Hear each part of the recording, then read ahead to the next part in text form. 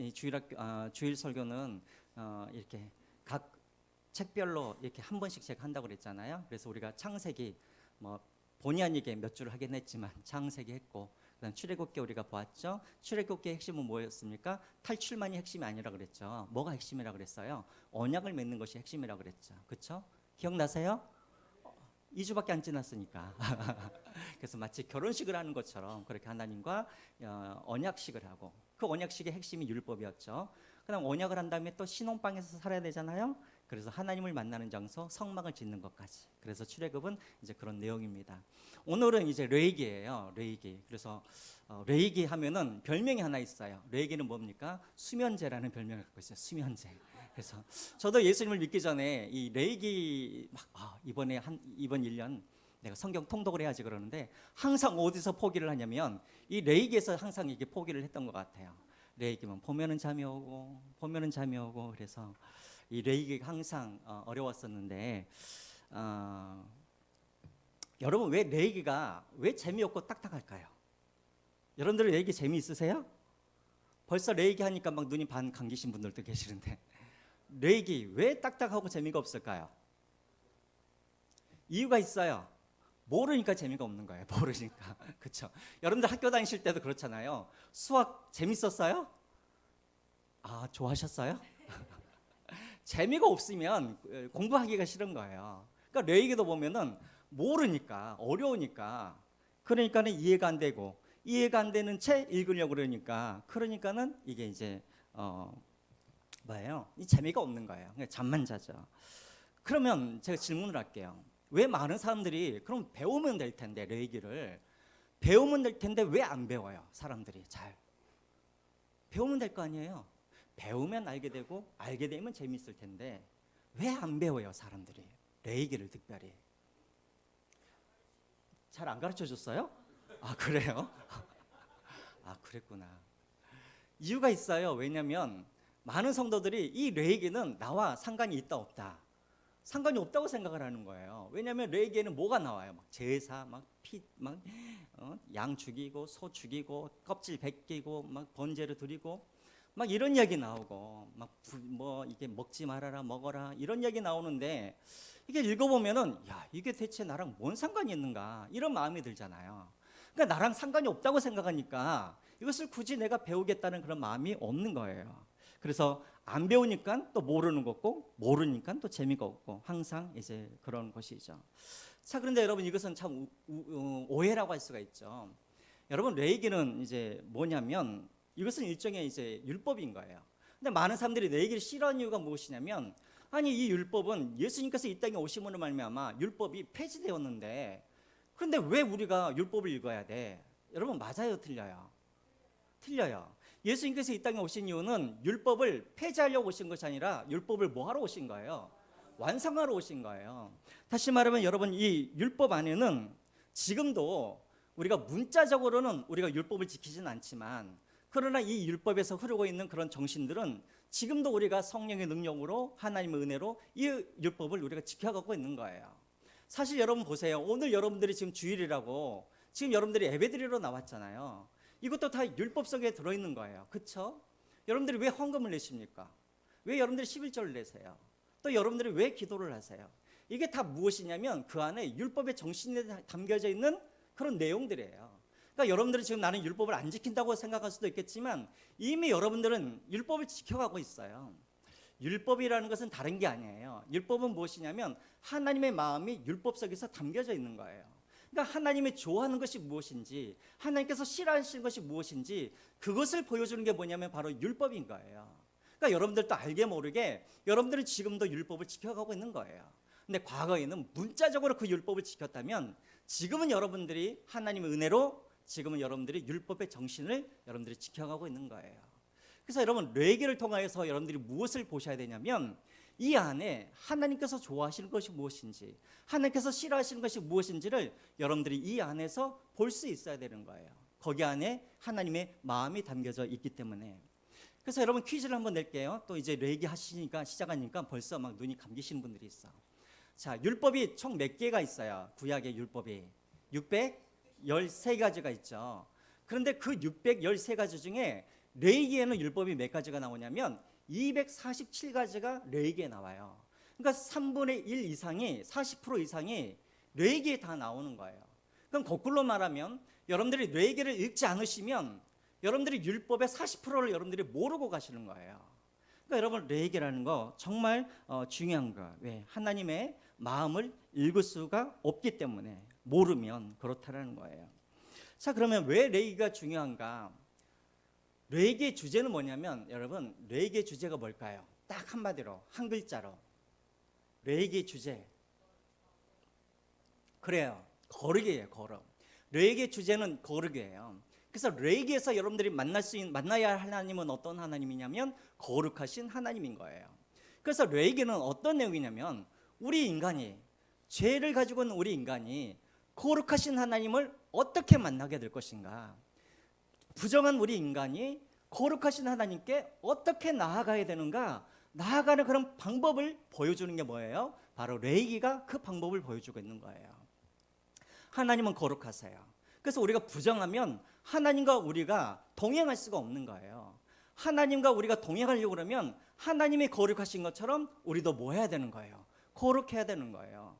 거꾸로 말하면 우리가 거룩하지 못하면 우리는 하나님과 동행할 수 없는 그런 삶들을 살아갈 수밖에 없어요. 그래서 여러분 이 레위기가 왜 중요하냐면 유대인들은 아이들이 태어나가지고 3살이 되잖아요. 3살이 되면 그때부터 글을 읽어요. 그때부터 가장 먼저 성경을 읽게 하는 그 성경이 뭐냐면 바로 이 레위기예요. 우리는 그렇게 어렵다고 하는 이 레위기를 유대인들은 3살 때부터 이 레위기를 가장 먼저 읽어요. 창세기가 아니라 출애굽기가 아니라 레위기를 가장 먼저 읽히게 하고 이 레위기를 외우게 해요. 이걸 외우게 해요. 왜냐? 이것을 읽히고 외워야 그가 평생도록 누구와 동행할 수 있으니까, 거룩하신 하나님과 동행할 수가 있으니까 이 레위기를 유대인들은 가장 그렇게 중요하게 생각했다라는 것입니다. 자, 그래서 여러분 우리가 제가 또 언제 여러분들에게 레위기를 여러분들에게 설명할 기회가 있는지 없는지 모르겠어요. 그래서 오늘 제가 마지막으로 생각하고 여러분들에게 레위기를 말씀드리겠습니다. 이 말은 무슨 말이냐면 길어질 수도 있다라는 거예요. 자, 그래서 자, 저를 한번 보세요. 이제 근데 이것을 알아야 여러분들이 뭘 이해할 수 있냐면 신약 성경을 이해할 수가 있어요. 예를 들자면 사도행전 10장에 보면은 베드로가 환상 중에 뭘 보아요? 이 하늘에서 부정한 동물들이 내려온 것을 보게 되어지죠. 그래서 하나님이 이것을 너에게 먹어라라고 그렇게 말씀하시잖아요. 대체 이 내용이 어떤 내용인지 레위기를 모르면 그 내용을 우리가 알 수가 없는 거예요. 가장 중요한 건 뭐냐면 여러분들이 레위기를 모르잖아요. 그러면 무엇을 여러분들이 모르냐면 신약의 히브리서를 여러분들은 해석할 수가 없는 거예요. 신약의 히브리서는 어떤 내용이냐면 예수님께서 왜 이 땅에 내려오셔서 우리를 위하여서 왜 죽으셨는가, 그것을 보여주는 것이 바로 히브리서인데 레위기를 여러분들이 모르시면 히브리서를 여러분들이 절대 해석할 수가 없는 거예요. 그래서 여러분 레위기는 다른 신약을 해석할 때도 바로 레위기가 중요한 거예요. 자, 이해가 되시죠? 또 할 말도 많이 있지만 여기서 딱 멈추겠습니다. 자, 그러면 거룩하다는 게 뭘까요? 거룩하다, 구별되다, 또 분리하다, 이런 뜻이에요. 그러니까 여러분 거룩은 뭐냐면 히브리어로 카다시라는 단어예요. 카다시. 이 말은 무슨 말이냐면 구분하다, 또 분리하다, 이런 뜻이에요. 다시 말하면 죄로부터 분리되어지고 세상으로부터 분리되어서 누구에게 속한 거냐면 바로 하나님께 속한 것이 거룩한 거예요. 자, 저를 보세요. 자, 거룩하다는 것은 어려운 게 아니에요. 세상으로부터 분리되어 죄로부터 분리되어 하나님께 속한 것이 거룩한 거예요.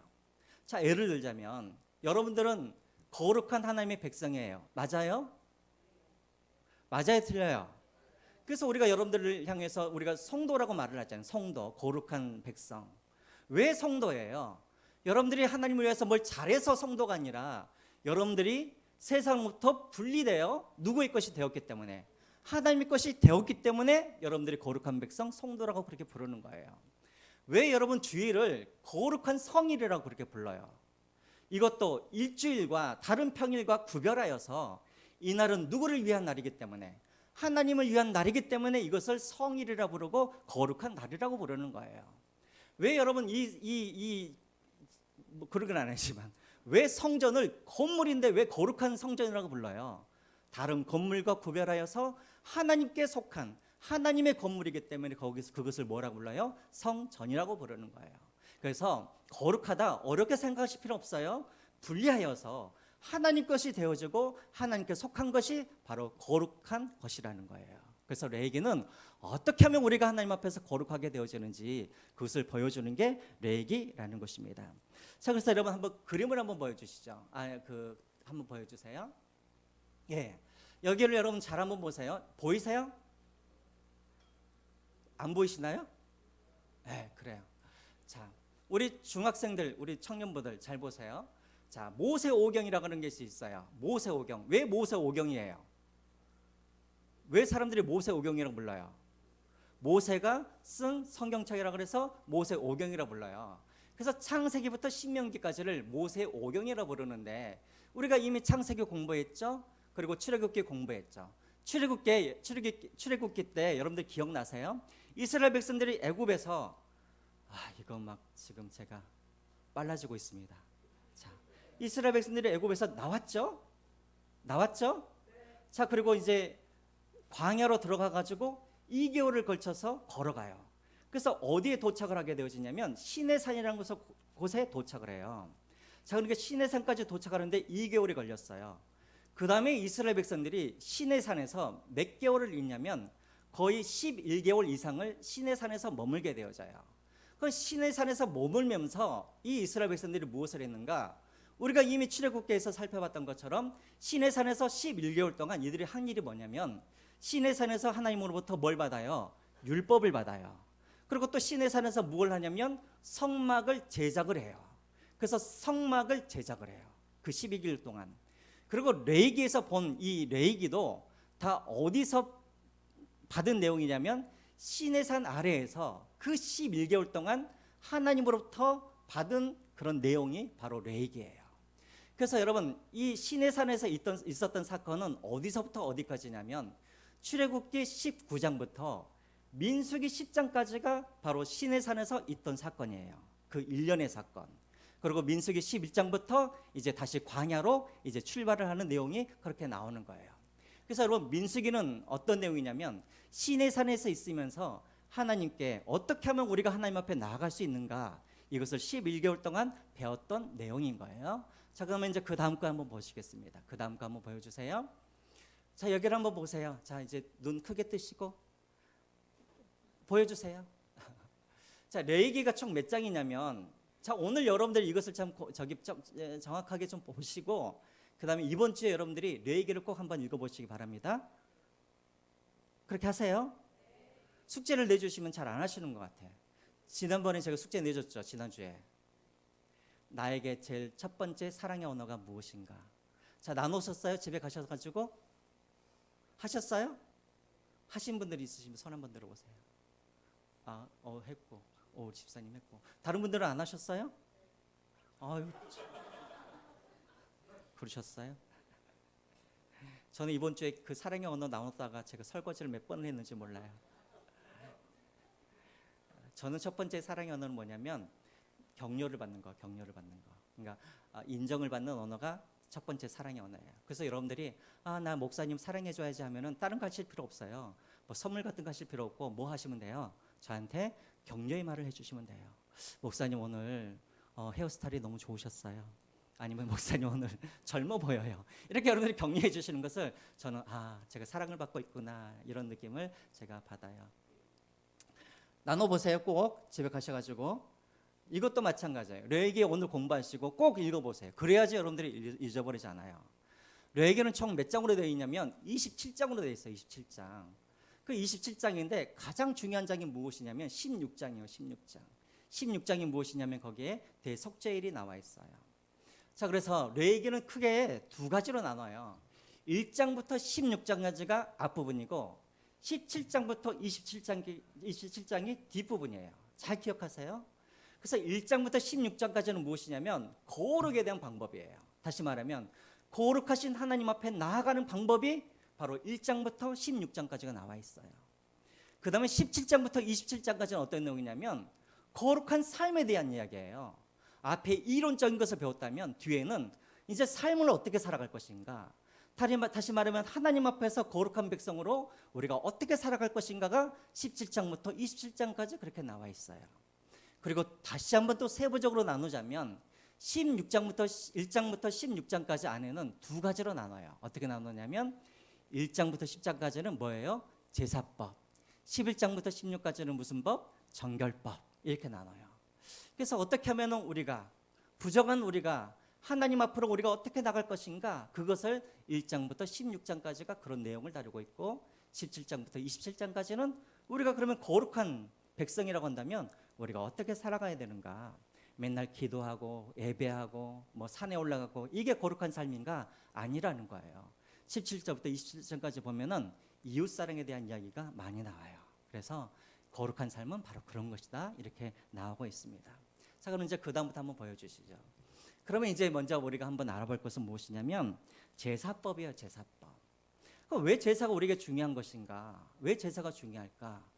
우리 그 방송반 한번 그림을 한번 보여주시는데 그 다음 거 한번 보세요. 다음 거, 그 다음 거, 그 다음 거. 예, 여기. 자, 제가 여러분들에게 왜 제사가 중요한지를 이제 여러분들에게 오늘 말씀드릴 텐데 제가 한번 여러분들에게 이미 말씀을 드렸어요. 이스라엘 백성들의 그런 성막은, 회막은 무엇을 상징한다고 제가 말씀드렸어요. 옛날에 에덴 동산을 제가 상징한다고 말씀을 드렸어요. 기억나세요? 예. 제 방송반에 혹시 아닙니다. 그래서 그냥 보여주시죠. 그래서 왼쪽을 보시면 에덴 동산의 이야기가 나와요. 에덴 동산의 이야기가 어떤 내용이 나오냐면 아담과 하와가 죄를 범하였잖아요. 그렇죠? 그래서 하나님이 계신 에덴 동산에서 이 아담과 하와가 어떻게 됩니까? 쫓겨나게 되어지죠.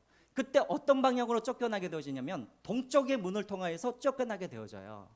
그리고 이제 아담과 하와가 다시 에덴 동산으로 들어가려고 하지만 들어갈 수가 없었어요. 왜 그러냐면 거기에 누가 지키고 있었어요? 천사들과 하염검이 지키고 있어서 생명이 있는 그 에덴 동산으로 들어갈 수가 없도록 그렇게 하나님께서 하신 거예요. 이것을 갖다가, 이 모양을 갖다가 그대로 본딴 게 뭐냐면 성막이 바로 그것을 본딴 거예요.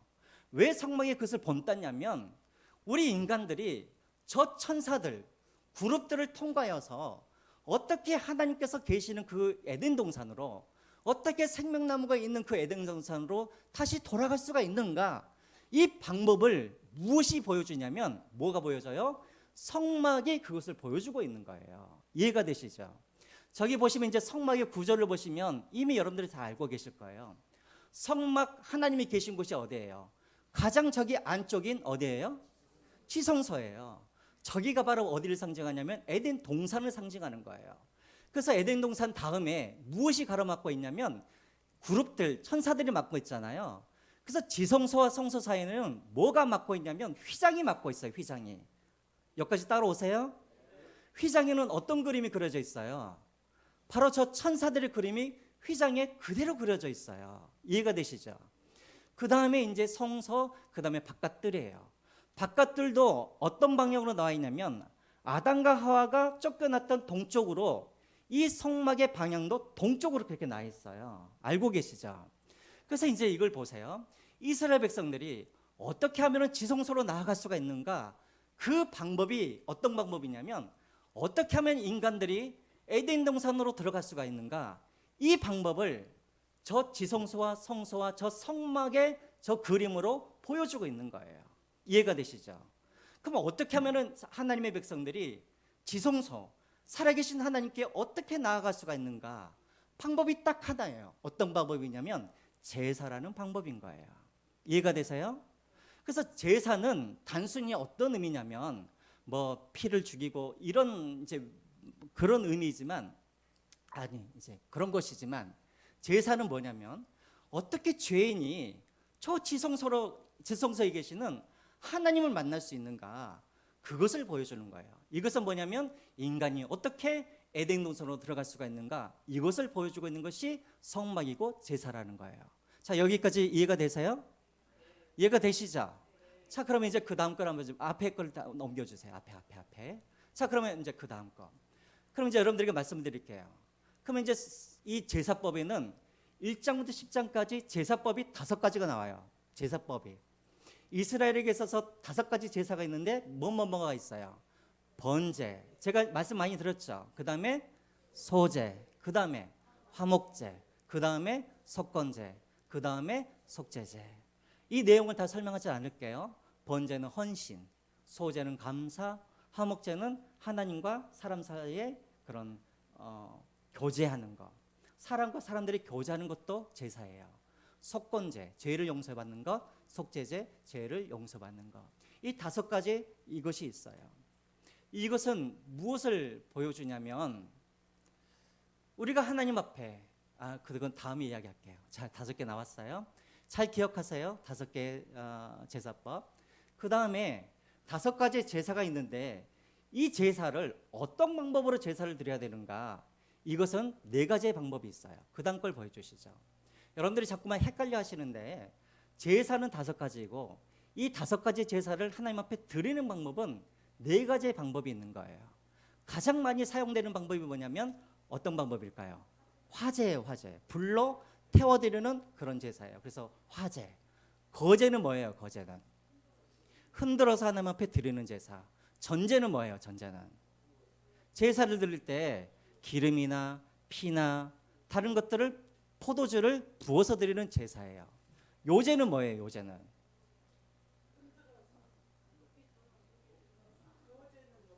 가만 있어봐. 아까 고제가 뭐였어요?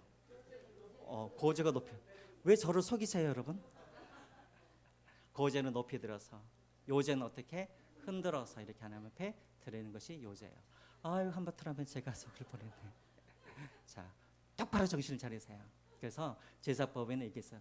5가지 제사 그리고 4가지 제사법. 그러니까 어떤 분들은 막 그래요. 막 요제는 또 막 요제랑 막 번제랑 막 섞여가지고 막 이게 무슨 제사인지 하시는데 이것은 제사의 방법이에요. 자, 그러면 그 다음 거 보세요. 제사 순서. 왜 제가 이것을 설명하냐면 이것만 여러분들이 기억하시면 여러분들이 레위기를 읽으실 때 쉽게 읽을 수가 있어요. 쉽게. 이해가 되시죠? 제사 순서를 여러분들이 많이 까먹기 때문에 또 헷갈려 하세요. 자, 제가 여러분들에게 많이 말씀드렸죠. 제사 순서는 어떻게 하냐면 헌제자, 다시 말하면 제사를 드리는 사람들이 짐승을 끌고 어디로 나와요? 이제 해막문으로 나오게 되어지죠. 해막문으로 나오게 되어지면 가장 먼저 하는 일이 뭐라 그랬어요? 짐승에게 뭐 하는 거예요? 안수를 하는 거예요. 이 안수를 누가 하냐면 제사를 드리는 헌제자가 안수를 하는 거예요. 왜 안수를 한다 그랬어요? 나의 죄가 이 동물에게 전가된다, 이런 의미를 가지고 있죠. 그 다음에 제물을 누가 잡냐면 자꾸만 우리가 제사장들이 이 짐승들을 잡는다고 생각하는데 절대 아니에요. 누가 잡냐면 본인이 잡는 거예요. 본인이 양을 가지고 오면 본인이 양을 죽여가지고 양을 갖다가 다 벗겨내야 되는 거예요. 왜 그렇게 하냐면 죄의 심각성이 얼마나 심각한 것을 알라라는 거예요. 헌제자들이 제물을 잡으면 그 피를 받아다가 제사장이 뭘 하냐면 제사장이 가지고 가가지고 번제단에다가 그것을 뿌리게 되는 거예요. 자, 그 다음에 가죽은 그럼 누가 뜨는가? 가죽도 누가 해요? 제사장이 하는 게 아니에요. 제사를 드리는 사람들이 가죽도 벗기고, 각도 누가 떠요? 제사를 드리는 사람들이 각을 다 떠요. 그런 다음에 각을 다 뜨고 다 해체를 하면 제사장이 그 중에 이제 기름과 콩팥과, 다시 말하면 사람들이 먹을 수는 없는데 태우면은 좋은 냄새가 나는 것들 있죠. 특별히 기름. 이 기름은 다 어디에다 올리냐면 번제단에 올려가지고 다 태워서 올려보내는 거예요. 왜? 그래야지 좋은 냄새가 나니까 하나님께 그렇게 제사를 드리는 거예요. 그럼 나머지 좋은 부분은 어떻게 하는가? 제사장과 나누거나 아니면 이웃들과 나눠서 그것을 먹도록 그렇게 하신 거예요. 그래서 제사장은 뭘 하냐면 이 헌제자가 각을 떠가지고 주면 제사장이 번제단 위에 올라가가지고 올려서 그것을 태우는 일을 제사장이 하는 거예요. 그러니까 사실 여러분 제사장이 하는 일은 뭐냐면 제사 드리는 사람이 피 주면은 피 가지고 가가지고 뿌리는 일을 하고 그 다음에 각을 떠주면 그것을 갖다가 제단 위에 올려서 태우는 일을 하는 거예요. 나머지 대부분은 누가 하냐면 다 제사를 드리는 사람들이 하는 거예요. 자, 제가 이것 그때 말씀드렸죠. 이 의미를. 하나님께 예배 드리는 사람들은 절대 구경꾼이 있다 없다. 구경꾼이 없다라는 거예요. 여러분들이 예배를 드릴 때는 여러분들이 적극적으로 하나님 앞에 예배를 드리는 것이지 목사가 예배를 드리는 것이 아니라는 거예요. 자, 그래서 그런 의미를 가지고 있습니다. 자, 그럼 이제 결론. 아이고, 우리 중고등부 아이들 좀 알겠어요? 모르겠어요? 큰일 났네. 우리 목사님이 또 청년부에서 다시 한번 설명을 해주셨으면 좋겠어요. 제사의 핵심은 그러면 딱 두 가지예요. 핵심이 뭐냐면 하나님 앞에 나아가는데 제사를 드리잖아요. 뭐가 가장 필요해요? 핵심이 뭐예요? 핵심이. 첫 번째는 뭐가 핵심이에요? 제사를 드리려면 반드시 누가 있어야 되냐면 제사장이 있어야 돼요. 우리 스스로는 하나님 앞에 나아갈 수가 없는 거예요. 지성소로. 반드시 중간에 누가 있냐면 제사장이 있어서 제사장이 반드시 피를 가지고 들어가야 되는 거예요. 두 번째로 또 제사에 가장 필요한 것이 있어요. 그게 뭘까요? 제물이에요. 다시 말하면 피가 반드시 필요해요. 아까도 5가지 제사를 말씀드렸죠. 소제 외에는 다 피제사예요. 피. 그러니까 제사를 드리려면 반드시 2가지가 뭐가 있어야 되냐면 제사장과 피가 있어야 된다는 거예요. 이게 바로 핵심이에요. 핵심. 그러면 대체 이것이 오늘 우리에게는 어떤 의미를 가지고 있는가? 바로 하나님께 우리가 나아갈 때 우리에게도 반드시 뭐가 필요하다는 거예요. 중간에 누가 필요하다는 거예요. 제사장이 필요하고 그 다음에 뭐가 필요해요? 피가 필요하다는 거예요.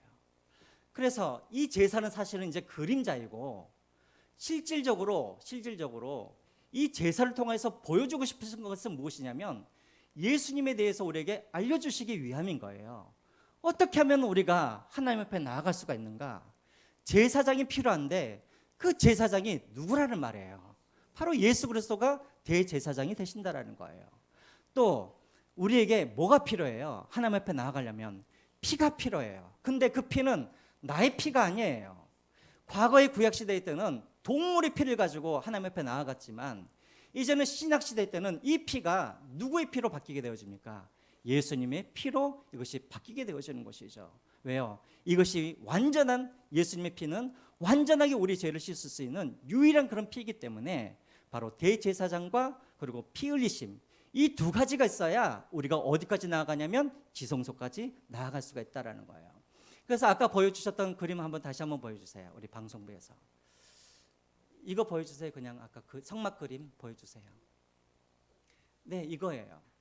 어떻게 하면 우리 인간들이 저 지성소까지 우리가 들어갈 수가 있는가? 더 쉽게 말하면 우리가 어떻게 쫓겨난 그 에덴 동산으로 우리가 다시 돌아갈 수가 있는가?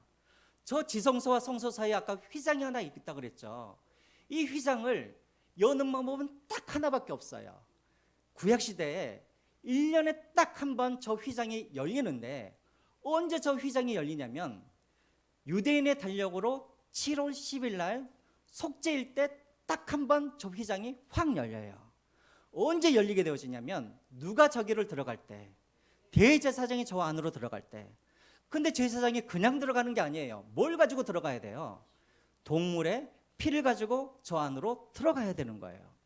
다시 말하면 저것은 무엇을 상징하냐면 우리 인간들이 하나님 앞에 나아갈 때 우리 스스로는 나아갈 수가 없는 거예요. 반드시 대제사장이신 예수 그리스도가 예수님의 피를 가지고 예수님께서 저 휘장을 지나가셔야 그래야 우리가 그 예수님의 은혜로 말미암아 우리가 지성소에 나아가 하나님을 만날 수 있다라는 거예요. 이해가 되십니까? 그래서 이것을 가장 잘 보여주는 것이 바로 그 다음이죠. 히브리서 우리 말씀을 한번 보겠습니다. 히브리서 말씀 그 다음 거 한번 보여주시겠어요? 자, 여기 우리 같이 한번 읽어보겠습니다. 시작. 그리스도께서는 장래 좋은 일의 대제사장으로 오사 손으로 짓지 아니한 것 곧 이 창조에 속하지 아니한 더 크고 온전한 장막으로 말미암아 염소의 송아지의 피로 하지 아니하고 오직 자기의 피로 영원한 속죄를 이루사 단번에 성소에 들어가셨느니라. 그 다음에요. 염소와 황소의 피와 및 암송아지의 죄를 부정한 자에게 뿌려 그 육체를 정결하게 하여 거룩하게 하거든 하물며 영원하신 성령으로 말미암아 흠없는 자기를 하나님께 드린 그리스도의 피가 어찌 너희 양심을 죽은 행실에서 깨끗게 하고 살아계신 하나님을 섬기게 하지 못하겠느냐. 이로 말미암아 그는 새 언약의 중보자니 이는 첫 언약 때의 범한 죄에서 속량하려고 죽으사 부르심을 입은 자로 하여금 영원한 기업의 약속을 얻게 하려 하심이라. 다시 말하면 히브리서 기자가 말을 하는 거예요. 과거에 그 대제사장이 누구냐면 바로 우리 예수 그리스도가 대제사장으로 이 땅에 왔다라는 거예요. 그리고 대제사장이 동물의 피를 가지고 지성소에 들어갔던 것처럼 우리 예수님은 자신의 피를 가지고 어디로? 휘장을 지나서 지성소로 들어갔다라는 거예요. 그런데 동물의 피는 완전하지 않았기 때문에 계속해서 반복적으로 그렇게 제사를 드려야 했지만 예수님의 피는 완전하신 그런 피였기 때문에 이제는 단번에 그런 피 흘심으로 말미암아 우리가 구원을 얻고, 그래서 우리 모두가 하나님 앞에서 거룩한 자로 그렇게 부름을 받았다. 이런 것을 우리에게 제사를 통하여서 보여주고 있는 것입니다. 자, 이해가 되십니까? 우리 중고등부 어떻게 하나? 예. 자, 그 다음 거 한번 보여주시죠. 다음 거. 이제 다 끝나야 되는데 조금만 더 가겠습니다. 예, 여기를 한번 보시죠. 아까 11장부터 16장까지는 정결법에 대해서 제가 말씀을 드렸죠. 자, 이제 저를 또 다시 한번 보세요, 여러분. 제가 마지막이라고 생각하고 제가 말씀드리는 거예요. 자, 이 세상의 모든 만물은 이제 11장부터 16장까지가 이 내용이에요. 이 세상의 모든 만물은 딱 두 개로 나눌 수가 있어요. 어떻게 나누냐면 거룩한 것과 뭐한 것, 속된 것으로 나눌 수가 있는 거예요. 아까도 말씀드렸지만 거룩한 것은 무엇이냐면 구별하여서 하나님 앞에 이미 드려진 것이 바로 더 거룩한 거예요. 아까도 말했던 것처럼 성일, 성전, 성도, 이게 다 거룩한 거예요. 그럼 여러분, 속된 것은, 그래서 거룩한 것과 속된 것으로 나눠지는데, 그럼 여러분, 속된 것은 나쁘다는 의미입니까? 아니에요. 그래서 여러분들이 자꾸만 레위기를 읽을 때 여러분들이 여기서 착각을 하시는 거예요. 속된 것은 나쁜 게 아니에요. 속된 것은 무엇이냐면 아직 하나님께 뭐 했단 말이에요? 드리지 않았다라는 거예요. 아직 하나님께 속하지 않은 것이 속된 거예요. 다시 말하면 여러분들은 거룩한 성도로 간다면 아직 하나님을 믿지 않은 사람들은 아직 속된 사람들인 거예요. 그러나 이것이 나쁘다는 의미가 아니라 아직 하나님께 드리지 않았다라는 거예요. 세상은 이렇게 두 가지로 나눠요. 그런데 그러면 여러분 또 여기서 또 속된 것도 두 가지로 나눌 수가 있어요. 속된 것은 어떻게 나누냐면 여러분들이 여기서 자꾸만 착각을 하는데, 속된 것은 어떻게 나누냐면 정결한 것과 부정한 것으로 나누게 돼요. 정결한 것과 부정한 것. 이게 무슨 말이냐면 정결한 것은 아직 하나님 앞에 드리지는 않았지만 하나님께 드릴 수 있는 것이 정결한 거예요. 부정한 것은 무엇이냐면 아예 하나님 앞에 드릴 수 없는 것이 부정한 거예요. 이해가 되시죠? 그래서 이 세상을 세 가지로 나눈다고 한다면 거룩한 것이 있고 정결한 것이 있고 부정한 것이 있어요. 이해가 되세요? 그래서 그 다음 걸 한번 보여주시죠. 그래서 이제 여러분들이 레위기 보면은 왜 재미가 없냐면 이제 부정한 것과 정결한 것을 막 나누는 그런 예가 나와요. 저기에 보신 것처럼 먹을 수 있는 것과 먹을 수 없는 동물, 그렇죠? 하나님께 드릴 수 있는 것과 드릴 수 없는 동물에 대해서 그렇게 막 나와요. 하나님께 드릴 수 있는 동물들이 뭐가 있어요? 여러 가지가 있지만 발에 굽이 나눠져 있고 발굽이 있고, 그 다음에 되새김질하는 것, 그게 뭐예요? 소라든가 염소라든가 염소 같은 것, 이것은 하나님 앞에 드릴 수 있는 거예요. 하지만 아직 하나님께 드리지 않는 것을 하나님께 이미 드렸으면 저거는 거룩한 제물이 되는 것이고, 하나님께 아직 드리지 않았으면 저거는 정결한 것이 되는 거예요. 그런데 부정한 것이 있어요. 이것은 뭐냐면 하나님께 아예 드릴 수가 없는 동물을 말하는 거예요. 이게 뭐가 있을까요? 돼지라든가 말이라든가 낙타라든가 거북이라든가 이런 것들이 나오게 돼요. 이것은 절대 하나님 앞에 드려서는 안 되는 거예요. 그러면 동물만 그러는가? 사람도 마찬가지예요. 사람도 하나님 앞에 나아가서 자기를 하나님 앞에 드릴 수 있는 사람이 있어요. 어떤 사람이냐면 그냥 일반적인 사람들이 그래요. 다 누구든지 성막으로 나아갈 수가 있어요. 그런데 부정한 사람들이 있어요. 어떤 사람들이 부정할까요? 이 사람들은 절대 성막 안으로 들어가면 안 돼요. 제사도 드릴 수 없어요. 어떤 사람들이에요? 바로 나병 환자라든가, 또 몸에서 피가 나오는 혈류병 환자라든가, 또 몸에 장애가 있다던가, 또 어떤 내용이죠? 시체를 만진 사람이라든가, 이런 사람들은 절대 성막까지도 나아갈 수가 없는 거예요. 목사님, 그러면 이런 사람들은 어떻게 제사를 드릴 수가 있습니까? 그러면 어떻게 해야 되냐면 지금 부정한 상태이잖아요. 그럼 무엇을 먼저 해야 되냐면 정결의식을 먼저 해야 되는 거예요. 그래서 정결하게 된 다음에 성막에 가가지고 하나님께 드려야 그 사람이 거룩한 사람이 되는 거예요. 이해가 되세요? 이해되세요? 모르겠어요? 부정한 사람이 성막으로 막바로 갈 수 없어요. 반드시 정결의식을 치러야 돼요. 정결의식은 어떻게 치르냐면 알고 계시죠? 이 부정한 사람들은 다 어디서 살아야 되냐면 진영 밖에서 살아가야 돼요. 그러면 7일이든지 이것이 치료될 때까지는 진영 밖에 있어야 돼요. 이럴 때는 어떻게 해야 되냐면 뭐 옷을 빨거나 시간이 지나거나 어쨌든 나아야 돼요. 그래야 이것이 바로 정결의식인 거예요. 나아야 이제 진영 안으로 들어와서 하나님께 예배를 드려서 거룩한 사람이 된다라는 거예요. 이해가 되세요?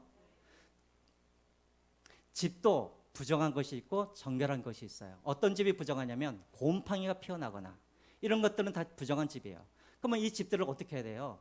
깨끗하게 우슬초로 피를 뿌리거나 아니면 무슨 물을 이렇게 뿌려서 정교수를 뿌려서 깨끗하게 하는 것이 이게 이제 정결한 의식인 거예요.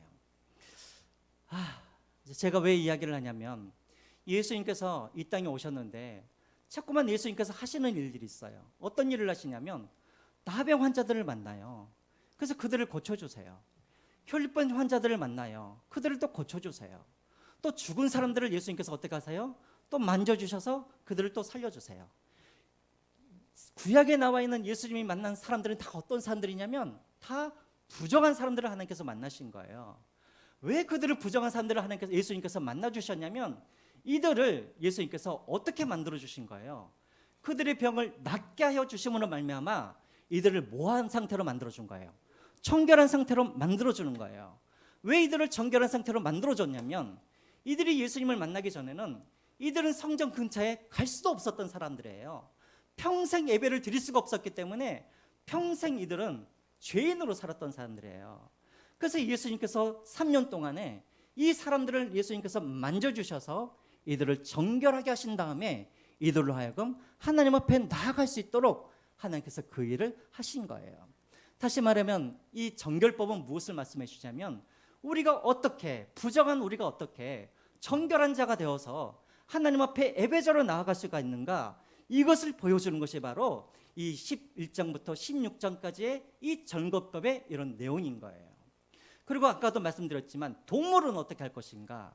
그래서 사도행전 10장에 나와 있는 것처럼 예수님께서 베드로에게 환상을 보여주시면서 이제는 더 이상 속된 것이 없다라고 그렇게 말씀을 하시죠. 그래서 옛날에는 우리가 돼지고기를 먹을 수가 없었어요. 옛날 유대인들은. 아마도 예수님께서 오늘 안 오셨다면 여러분들은 삼겹살도 오겹살들도 여러분들은 절대 먹을 수가 없었을 거예요. 하나님의 축복 중에 축복은 무엇이냐면 예수님이 이 땅에 오셔가지고 더러운 그 돼지를 속된 것을 속되지 않다 하셔서 여러분들이 삼겹살을 맛있게 먹을 수 있는 그 은혜를 여러분들에게 주신 거예요. 어쨌든 하나님이 이것을 이방인들도 더러워서 성막에 갈 수가 없었는데 예수님으로 말미암아 정결하게 되어서 예수님께로 나아갈 수가 있었다는 거예요. 그래서 여러분 한번 보여주시죠. 그 다음 거. 그래서 예수님이 말씀하시죠.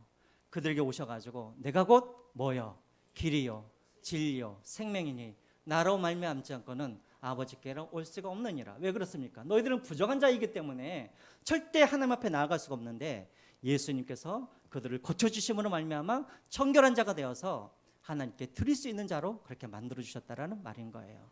그래서 여러분 고린도후서 2장 5장의 17절 말씀도 똑같은 말이에요. 같이 한번 읽어보겠습니다. 시작. 그런즉 누구든지 그리스도 안에 있으면 새로운 피조물이라. 이것은 지나갔으니 보라 새 것이 되었도다. 정결의식이 바로 이것을 우리에게 말씀하고 있는 거예요. 그 다음에 이제 마지막으로 17장부터 27장까지는 뭐에 대한 이야기라고요? 정결한 삶에 대한 이야기라고요. 이것은 여러분들에게 많이 이야기하지 않겠습니다. 딱 여기까지예요. 여러분들 오늘 19장 읽으셨어요. 내가 거룩하니 너희도 거룩하라고 하나님께서 2절에 말씀을 하세요. 자, 그러면 우리가 어떻게 하면 우리가 거룩한 삶을 살 수 있습니까? 3절에 보시면 갑자기 예수님께서 너희들은 거룩하라고 말씀하시면서 첫 번째 말씀하신 게 뭐냐면 보세요. 앞에 뭐라고 나와 있습니까? 너희 각 사람은 부모를 경외하고 보세요. 우리가 생각했을 때 거룩한 삶이라는 것이 산속에 올라가서 막 기도하고 매일 와서 하나님 앞에 예배드리고 이것을 우리가 거룩한 것이라고 생각을 하지만 하나님께서 뭐라고 하시냐면 내가 거룩하니 너희도 거룩하라고 말씀하시면서 그 다음 가장 먼저 말씀하신 게 뭐냐면 네 부모를 경외하라고 말씀하시는 거예요. 다시 말하면 여러분, 거룩한 삶이라는 게 뭐냐면 이거예요. 사랑하라는 거예요. 누구를? 부모를 경외하는 것. 이것이 바로 거룩한 거라는 거예요. 여러분들이 아무리 하나님을 잘 믿고 아무리 여러분들이 거룩한 사람이라고 할지라도 여러분들이 부모를 무시하거나 부모를 경외하지 않거나 이웃을 사랑하지 않으면 그것은 거룩한 사람이 기회가 아니에요? 아닌 거예요. 그래서 어떤 사람들은 가정을 다 내팽겨치고 교회 와서 예배만 드리고 기도만 하고 이런 사람들이 우리가 보기에는 저 사람은 경건한 사람이라고 생각하지만 성경은 절대 그렇게 이야기하잖아요. 부모를 잘 모시고 가정을 잘 돌보고 이웃을 살피는 사람이 거룩한 사람이라는 거예요. 또 19장에 나와 있어요. 그 다음 걸 한번 보여주시죠. 여기까지만 읽고 마치겠습니다. 우리 같이 한번 읽어볼까요? 시작. 너희가 너희 땅에서 곡식을 거둘 때 너는 밭 모퉁이까지 다 거두지 말고 내 떨어진 이삭도 줍지 말며 10절입니다. 너희 내 포도의 열매를 다 따지 말며 내 포도원에 떨어진 열매도 줍지 말고 가난한 사람과 거민을 위하여 버려두라. 나는 너희 하나님 여호와니라. 이것도 뭐예요? 내가 거룩하니 너희도 거룩하라고 하시면서 나오는 말씀이에요. 무슨 말씀이에요? 거룩하라는 것은 다른 게 아니라는 거예요. 네 밭에 모든 것을 다 욕심을 내어서 다 거두는 것이 거룩한 것이 아니라는 거예요. 떨어진 것이 있으면 그것을 가난한 사람들을 위하여서 그 떨어진 것을 놔두고 포도원에서 떨어진 열매도 가난한 사람들을 위하여서 내버려 두고 또 내 모퉁이에 있는 것까지 다 낫으로 베지 말고 모퉁이에 있는 것들은 좀 가난한 사람들을 위해서 놔둬주고 이것이 바로 거룩한 삶이라는 거예요.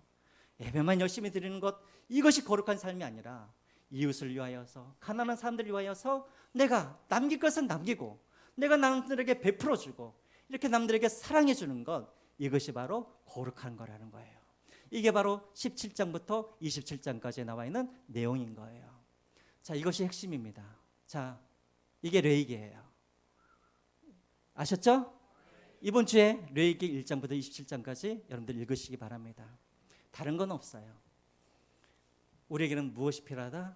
대제사장과 제사장과 피가 필요한데 하나님이 이 땅에 내려오셔가지고 우리의 대제사장이 되어주시고 나를 위해서 피를 흘려주심으로 말미암아 지성소로 들어갈 수 있는 그런 길을 우리 하나님께서 열어주셨다. 이것이 바로 레위기의 핵심 중에 핵심입니다. 자, 오늘 설교가 강의가 되어버렸는데 앞으로는 이런 일이 없을 거예요. 왜냐하면 레위기가 여러분들이 너무나 힘들어하시니까 제가 오늘 아침에 그냥 그렇게 말씀을 드렸습니다. 자, 우리 찬양하시면서 하나님 앞에 준비하신 내용을 올려드리겠습니다.